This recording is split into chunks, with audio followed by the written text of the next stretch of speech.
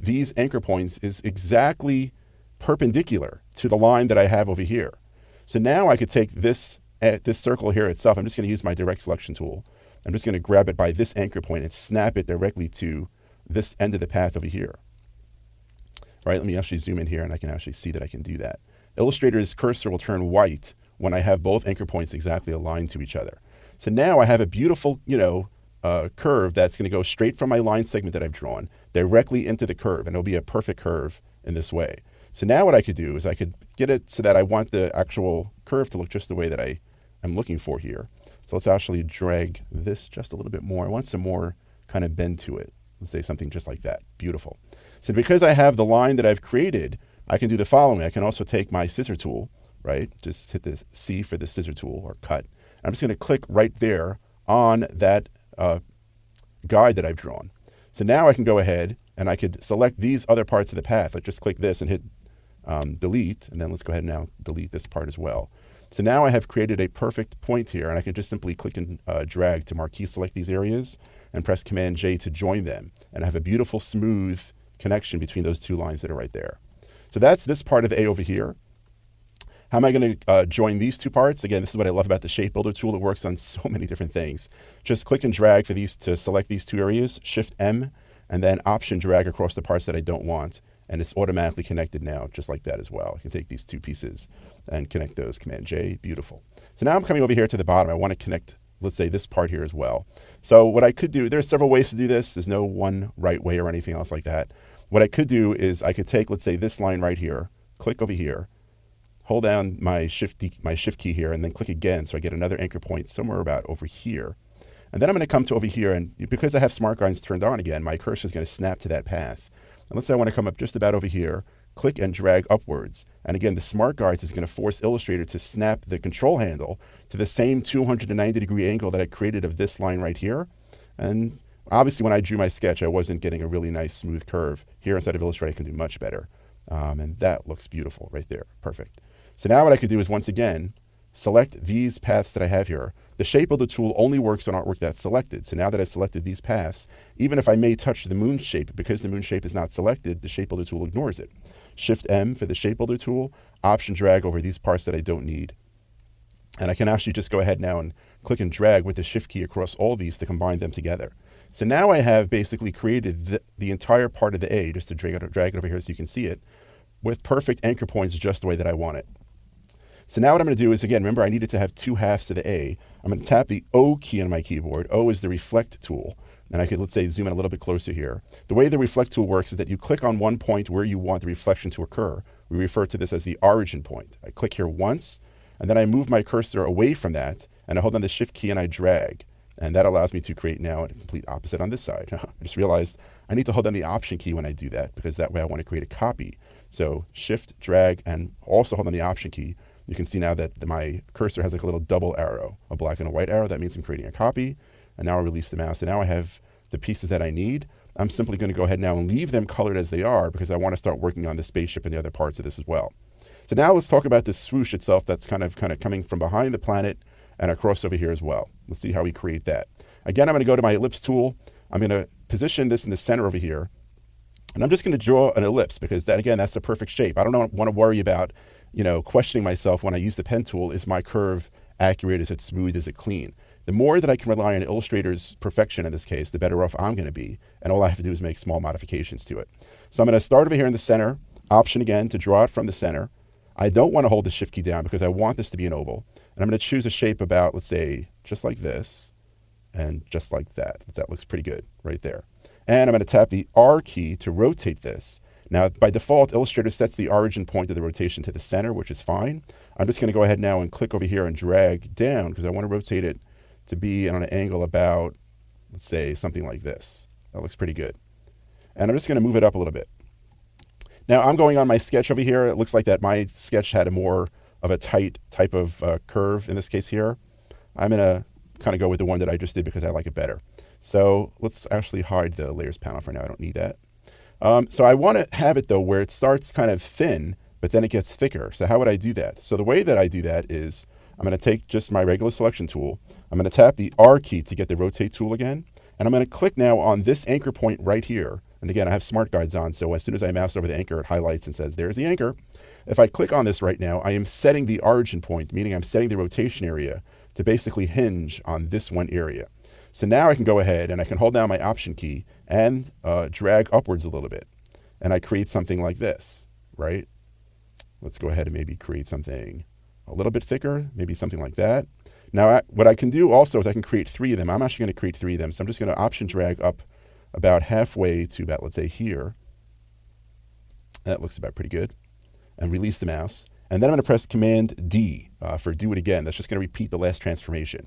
So now you can see it kind of have a thick part here. It gets thin, and then it gets thick again as it kind of swoops up to this part of the A. So again, just like I was doing before, I was using the Shape Builder tool to break this apart into the pieces that I want to work with. So there are several things that I can do. I want this to kind of have more of a pointy part to this. So I'm going to take my pen tool here. I'm just going to draw a regular basic shape. I'm going to start here. I'm just going to draw a shape, let's say, to here, and then to here, something like that, because I just want to get some kind of a point. When you're using the Shape Builder tool, I just want to have some kind of path that will tell Illustrator where to sever or cut that path when I'm working with it. So that's one area that I'm going to work with over here. I also need to just completely remove the parts that are going to be on this entire aspect of it. So I'm just going to draw a line just right here. Actually, let me undo that. I need to Command click here to deselect, and then go ahead and draw a line right there. And I'm also going to have to cut it in another area because I want the line to kind of start behind here and then come around here on the front.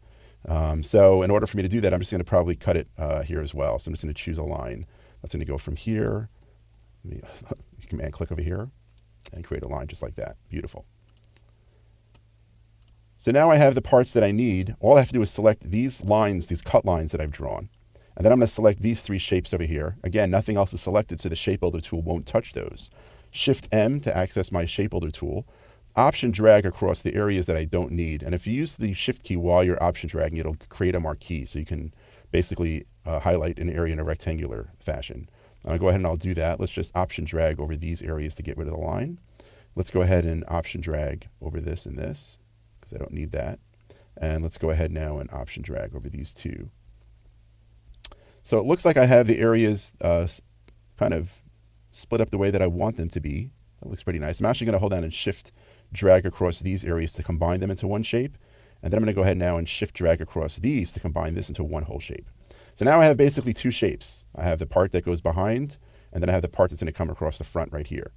I do want this to kind of have more of a natural kind of look to it. So here's where I might kind of mess around a little bit with the, how this actually looks, and I could do this in a variety of ways. I actually will sometimes just use the Smooth tool inside of Illustrator and repeatedly mouse over an area to kind of turn it from a straight line into a curve, and then give it some more of a natural kind of feel as I just drag over it until I get something that looks the way that I want to. If I need to, I could just go ahead now and just adjust this as well. In the version that I created, the final version, I just, experimented with a variety of different ways to do this. Let me go ahead now and kind of make this look. That's gnarly, that area. Let's go ahead and clean that up a little with the Smooth tool. The Smooth tool can be really useful as you're doing this. If you have a Wacom tablet, it's going to be a lot easier for you to manage this aspect of it right over here. This is looking more like a meteor kind of thing. Well, I'm going to go ahead and smooth that out a little bit later. But for now, that's kind of what I'm looking at. That's kind of coming out of the back over here. So now let's focus on the spaceship. And this is one of the things that you really have to understand, that one of the most powerful ways that you can create artwork inside of Illustrator is by working off of something else. I'm actually going to save this document here for a second and dump it on my desktop here. Let's call this one Apollo A, because this is the letter A that I'm working with. So I'm going to go ahead now and create another artboard in my file. Go to my artboards panel. Let's just create a new artboard here. Kind of move over here. Let me zoom out just a second. I'm going to draw a vertical line. Again, I'm holding the Shift key down right down the center here, so it snaps in place. Perfect. I'm going to choose File, Place. I basically just went to Google Images, and I went, searching for basically some way for me to reference or know what shape a spaceship is. In this case, Apollo 13. So I did what I always create what I call a research folder. I just go to Google Images and I pull a whole bunch of stuff in here so I can reference something and know what it really looks like in real life. So if I go to spacecraft here, I have something called module. And this is an illustration that was done. I'm just going to place it here on the artboard. And it's on a 45-degree angle. So I'm just going to take this right now and just double click on my rotate tool, rotate it 45 degrees. And click and drag so it snaps to the center right here where I drew the guide. Because this is a symmetrical piece of artwork, or primarily symmetrical, we'll see there's certain parts that are not. All I really need to do is just draw half of the artwork. And then I'm just, the same way that I was working with the A before, I'm just focused on drawing half of my artwork, and then I'll go ahead and I'll flip it around and I'll have my entire shape. So in this case here, this piece of artwork right now is not on the sketch layer. So if I go over here to my layer panel, for example, you can see that my artwork right now is on this layer. I can click and drag on this guy and try to bring him down, but he won't because the sketch layer is locked right now. If I double click on the sketch layer and I turn off the template option, so now it's a regular layer, I can drop this image now down into the sketch layer and then double click on the sketch layer, turn it back to a template again. And now that artwork becomes locked and has now been dimmed back. Let's go back to my artwork layer and let's start drawing this. And again, in this case here, it's probably going to be easy for me just to use some very simple stuff with the pen tool. I'm going to take the pen tool here, start by clicking, hold down the shift key, click over there. I'm going to click and drag to get a little bit of a curve, just like that. Now the next segment here needs to be a straight line. So I'm just going to simply click on that anchor point, and that's going to collapse the handle here, create what we call a cusp, where basically the path that comes into the anchor point is curved, but the next path that comes out of it is going to be a straight line. I'm just going to click over here with the shift key again on an angle, come down here. Let's make a little teeny, if I zoom in here, you can see there's kind of a little bit of a detail here. So I'm just going to click with the shift key down, create that. Let's come down to, let's say right about over here. Now you'll notice that one side of the lem or the lunar module here is a little bit different. I'm going to press D, by the way, because I want a black line here, but I don't want the white fill. So again, the slash key is going to go ahead now and get rid of the white fill. I'm just going to go ahead now and just kind of wing it here. No one's going to know the detail about this piece of machinery right here. So I'm actually going to add this part later. So I'm just going to simply click down here. And this is one of the most beautiful things about working with Illustrator and creating anything that's illustrative, in my opinion, is that you control what the look of this artwork is going to be. So I'm just going to come down here and create what I feel it should be. Add these little teeny details here. I'm not even going to bother making that a curve, just a straight line. I'm just going to go ahead now and kind of finish up that part that's right there. So this really overall is my shape. This is the shape that I am working with. So if I zoom out just a bit over here, I can select my regular selection tool, select that outline that I've just created, press the O key on my keyboard, option click on the anchor point, which is right here in the center, shift, option, and now I basically created the other side here. Select both of these shapes, hit Command J to join them together. And now I've created that shape. Now there are a few details here that I want to add. So here's one of them, for example. I want to create these windows. Here I'll use the pen tool, just click 3 times, create a basic window here. I want this window to be on this other side also. I could have, by the way, I should have done this all before I flipped it over. But I'll just go ahead now and hit the O key, click right over here, and then flip it. Let's actually select the entire shape. Hit O, set my origin point, option, shift. Bring that window over here. Let's focus on some windows on this part of the spaceship as well. I'm just going to use a regular rectangle tool here for a second. Click and drag. And then you could use the share tool. There's like all these different tools inside of Illustrator. It's actually right over here. And I can just click to set an origin point, and again, shift and drag to kind of bring it in just a little bit. Let's use my regular selection tool here. Select just this part. And bring it in so we can see a little bit of an angle, just like that. Again, O, set my origin point, do reflection. So now it's reflected on that side. Now these windows over here are going to be a little bit different. So I'm just going to take a regular rectangle tool, click and drag, make a rectangle, option drag to about over here. I don't want these to be too close to each other because this piece of artwork is actually going to be reduced to be very, very small. So I want to make sure that there's enough space in between all of my shapes. Otherwise, you're going to close up and you won't see anything there as well. So let's go ahead and do something like this. So now I've created those basic windows. Let's zoom out just a little bit. And I want to add some other details, especially over here to the lunar module to make it more interesting. And I also have to add the legs here as well. So I'm just going to add some basic shapes over here. Again, I don't want to do anything too crazy here, so we don't worry too much about detail. I'm just going to go ahead and add some shapes like this. And then I'll go ahead now and I'll add a shape here.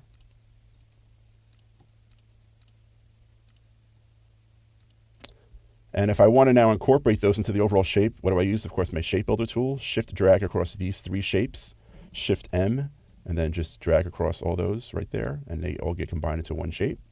So now let's go ahead now and focus really just on the legs here. I'm not even going to bother adding these other details. Actually, you know what? To make it a little bit cooler, I'm just going to add this little dish over here. So let's go ahead now and do an ellipse tool. Option shift to get a nice little perfect circle. Let's take the pen tool here and let's actually draw a diagonal line like that. And then let's also go ahead and draw a straight line like that. That should be fine. And I could, again, again, just select all these shapes, Shift M for the shape builder tool. Just get rid of the parts that I don't want. I'm just option clicking on the areas that I don't want, and then we'll go ahead and remove those for me. Look at that, lovely. So now I have this part here. Let's add the legs. Let's take my regular pen tool here. Click, click, click right here. Let's take this right here and let's click there. Let's do another little landing gear there. Take this straight across. Beautiful. I want actually this part here on the outside to be a little bit thicker, so let's change the stroke weight to like 2 point for that. That looks a little bit better. Now for the bottom here of the feet, I can use an ellipse tool to option drag just like that, let's say. And then just use my direct selection tool, select the top anchor point, delete, and then Command J to go ahead now and join it so I get that. I'm going to hit Shift X, because notice now right now that my fill is none and my stroke is black. X toggles the focus between the two. Shift X actually swaps the fill and stroke colors. So now I've created something like that. We can nudge this up just a drop to make it look like it's attached. And we actually need to do this for the other side as well. And I'm going to need one of these guys over here in the center, because I have my smart guides and my rule here down the middle. The guide, it snaps right to the center. Let's actually add a stroke right up here. And this stroke needs to be 2 points also. Shift X, because I want it to have a black stroke. Let's go ahead and select it.